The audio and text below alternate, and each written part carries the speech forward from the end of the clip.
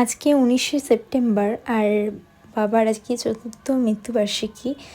আর সকালবেলা চলে গেছি মায়ের বাড়িতে। মায়ের বাড়ি গেছিলাম কারণ মায়ের বাড়ির সামনে যারা বসে থাকেন তো তাদের বাবা প্রত্যেক শনিবারেই কিছু দিত, তো আমিও মা বললো যে দিতে, আর আমিও ভেবেছিলাম, তার জন্য গিয়ে দিয়ে আসলাম। অনেকে থাকে এখানে সকালবেলা, আর ঠাকুর দর্শনও হলো।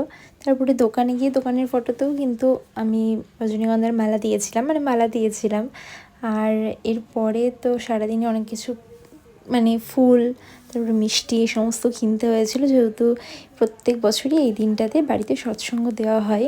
তো দোকানও ছিল, সব কিছু ছিল সাথে, সবটা করে এর মধ্যে আবার বৃষ্টি, তো সব করে এই যে বাড়িতে অ্যাট লাস্ট তখন 4টে মনে বাজে, 3:30 4টে আমি স্নান করে বাবার ফটোতে এখানে ফুল মিষ্টি সমস্ত কিছু দিতে পারলাম।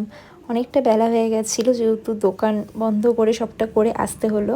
যাই হোক, সবাই এরপরে চলে আসবে, আর শিবির থেকেও যারা আসার তারাও চলে আসবে এখানে, তার জন্য সবটা গুছিয়ে নিয়ে ওদিকে আবার ঠাকুরের সামনেটাও সাজানো হয়েছে, তোমাদের এরপরেই কিন্তু দেখাবো।